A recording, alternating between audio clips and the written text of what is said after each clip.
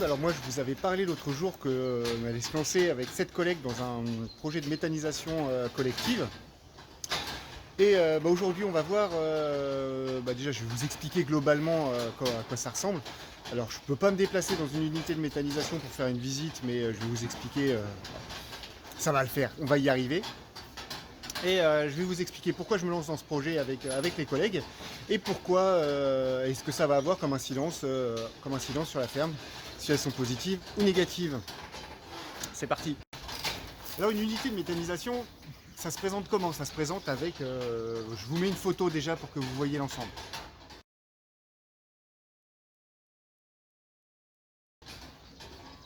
Voilà, alors ça se présente sous forme de grandes cuves, des cuves en béton, qui sont couvertes avec une bâche pour récupérer le gaz qui est produit.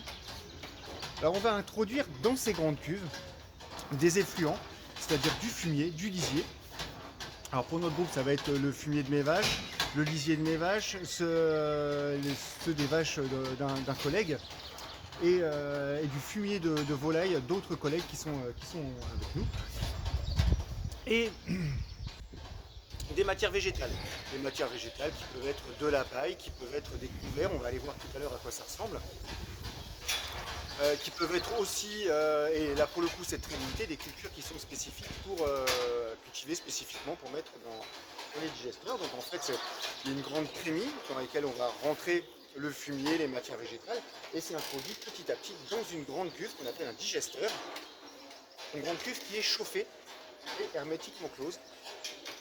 Toute la matière à l'intérieur est remuée, chauffée, et il va se passer un phénomène de fermentation et il y a du gaz qui va se produire. Ce gaz on l'appelle le biogaz. Alors le temps de séjour des matières dans le premier digesteur il est d'environ 30 jours et au fur et à mesure ça passe dans un autre digesteur parce que certaines matières sont longues à digérer, il faut plus de 50 jours pour certaines matières, notamment la paille. Ça va aller dans un autre digesteur qu'on appelle le post-digesteur. La majorité du gaz se fait quand même dans le digesteur, un petit peu moins dans le post-digesteur. Une fois que les matières sont totalement digérées, ça va dans une autre cuve, ouverte aussi, qui va servir de stockage. Et les matières complètement digérées, on appelle ça le digestat. On peut aussi, entre le post-digesteur et le stockage, mettre un séparateur de phase pour que à l'intérieur du stockage il n'y ait que du digestat très liquide et de l'autre partie, stocké dans un hangar, il y ait un produit qui ressemble à du compost qu'on appelle le digestat solide. Voilà pour le principe. Donc, tout le long du processus de digestion, il y a du gaz qui est produit, qui est récupéré à l'intérieur des couvertures au-dessus des cuves et qui va aller vers un épurateur, c'est-à-dire c'est un dispositif, parce que le biogaz qui est produit, il est composé à la fois de méthane, de gaz naturel, et de dioxyde de carbone, principalement. Après, il y a un petit peu de soufre, une très faible part d'oxygène, de la vapeur d'eau. Et donc tout ça, ça va passer dans un épurateur qui va séparer, en fait, qui va purifier le gaz pour qu'il ne reste plus que le méthane. Et une fois que ce méthane est pur, il est injecté via des canalisations dans le réseau gaz naturel et il peut du coup chauffer les maisons, servir pour nous ça va chauffer la ville de Breteuil, la ville de Verneuil-sur-Avre et aussi les piscines de Center Park qui sont à proximité.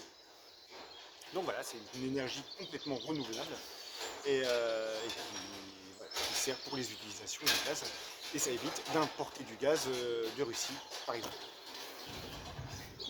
Alors vous allez me dire, mais pourquoi tu ne fais pas ça tout seul? Toi de même, tu as du fumier, du lisier et tu pourrais faire ça tout seul. Sauf qu'une unité de méthanisation, c'est quelque chose de relativement onéreux. Hein, on va pas se mentir, c'est des projets qui sont importants, qui se chiffrent en millions d'euros. Et le fait de se regrouper ensemble permet d'avoir une unité beaucoup plus importante et de diluer les coûts par personne. Donc c'est pour ça qu'on se met ensemble. D'ailleurs, c'est un truc intéressant, va être l'avantage d'utiliser du digestat? Parce que du coup, mon fumier, mon lisier, je ne vais plus les avoir pour moi. Le fait d'utiliser du digestat pour fertiliser mes plantes. Alors d'une part et d'une, je ne vais plus me soucier des contraintes de stockage de fumier au champ. Le stockage de fumier au champ, doit respecter des règles qui sont particulièrement strictes. Il faut mettre de la paille en dessous ou alors le couvrir. Il faut, voilà, quelquefois, quand on sort le fumier et que le temps est humide, on peut faire voilà, abîmer les champs, tasser trop les champs. C'est quand même assez galère et c'est des matières qui, moi, ne me coûtent rien à produire. Je les produis naturellement et ça va faire du gaz qui va être valorisé. Et aussi, le digesta est un engrais qui a des particularités qui sont différentes du lisier et du fumier. Les formes d'azote qui sont à l'intérieur en fait sont beaucoup plus assimilables, sont beaucoup plus rapidement utilisables par les plantes et donc ça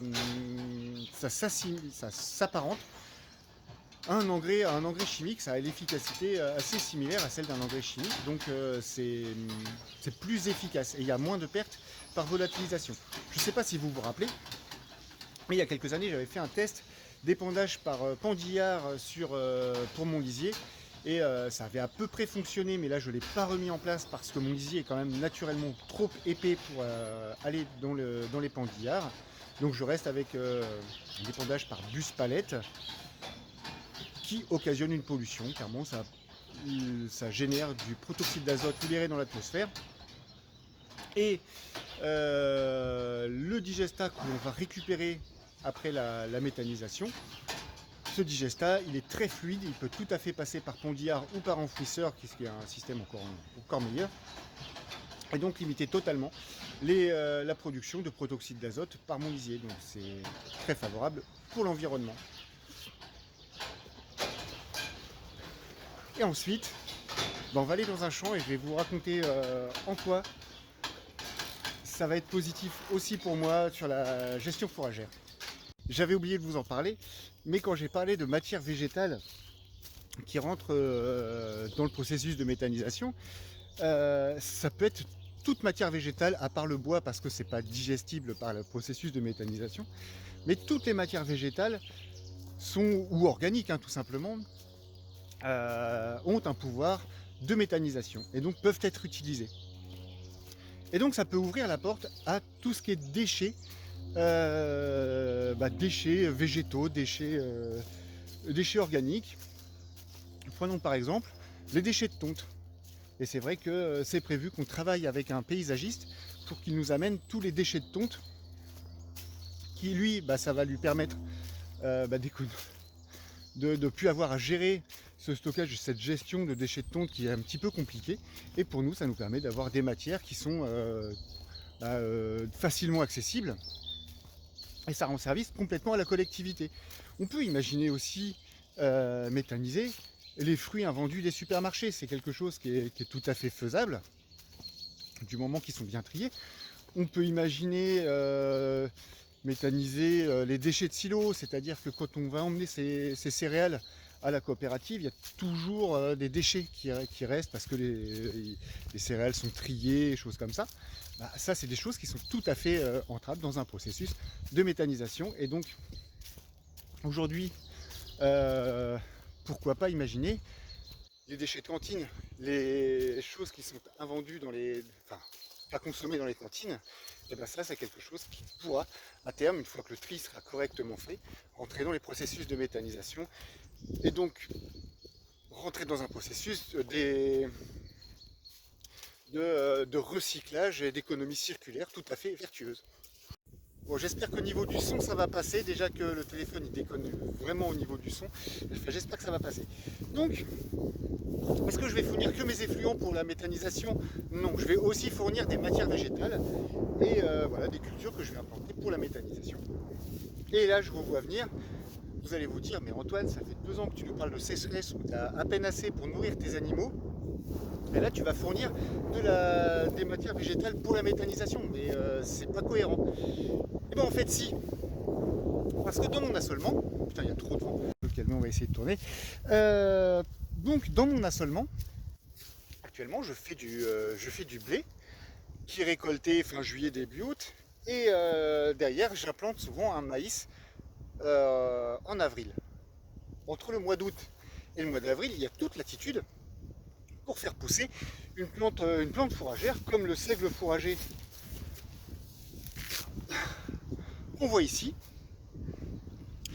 Sauf que si je fais ça sans méthanisation, si systématiquement j'implante un seigle entre un blé et un maïs, j'aurai beaucoup trop, c'est les bonnes années, j'aurai beaucoup trop de matière et je ne saurais pas quoi faire de la bouffe. Alors que là, dans le système de méthanisation, je vais le faire systématiquement. Systématiquement, derrière un blé, entre un blé et un maïs, je vais implanter du seigle. Si clairement ça tire au niveau des fourrages pour les vaches, j'en garde une partie pour mon troupeau, et c'est normal, c'est la priorité. Et si je suis à l'aise au niveau des stocks, tout va aller pour la méthanisation. En ça, j'ai trouvé un système qui me permet de semer des choses qui vont avoir un intérêt, même si j'en ai pas besoin. Et clairement, ça va soulager mon stress au niveau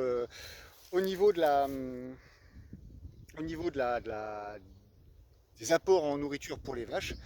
Je sais que quelquefois c'est compliqué. Si je le fais systématiquement avec ce volet de sécurité où je garde ce dont j'ai besoin et le reste va à la méthanisation, clairement ça me rassure énormément quant à l'avenir fourrager de cette ferme en zone séchante. Alors donc, en conclusion, le fait d'être ensemble, de mutualiser nos ressources pour un très beau et un très gros projet dans les énergies renouvelables, moi j'y vois que des avantages. Un et d'une, je vais tirer une valorisation de mes effluents qui aujourd'hui ne me coûtent rien. Et de deux, en termes d'assolement agronomique et autres, je vais pouvoir offrir une sécurité fourragère supplémentaire à la ferme. Et de trois, je vais avoir un produit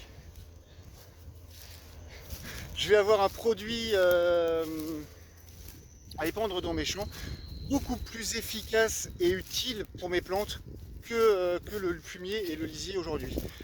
Alors il y a quelques points de vigilance à avoir, c'est-à-dire que enlever le fumier et le lisier des plants de la ferme, je vais mettre moins de matière organique dans mes sols et ça, il faudra que j'y fasse attention et probablement que je passerai sur un système où je ferai de moins en moins de labour pour conserver la matière organique du sol. Mais ce projet est passionnant, on va bientôt déposer le permis de construire pour le projet et voilà, j'ai hâte que ça se concrétise. En tout cas, un projet comme celui-ci qui peut permettre d'asseoir la rentabilité et la sécurité des élevages dans une zone comme l'Eure où il y a 20 ans on était 1000, aujourd'hui on est moins de 400. Je pense que sécuriser et pérenniser les élevages laitiers dans l'Eure, c'est pas une mauvaise idée. À la prochaine pour de nouvelles aventures. Allez, salut!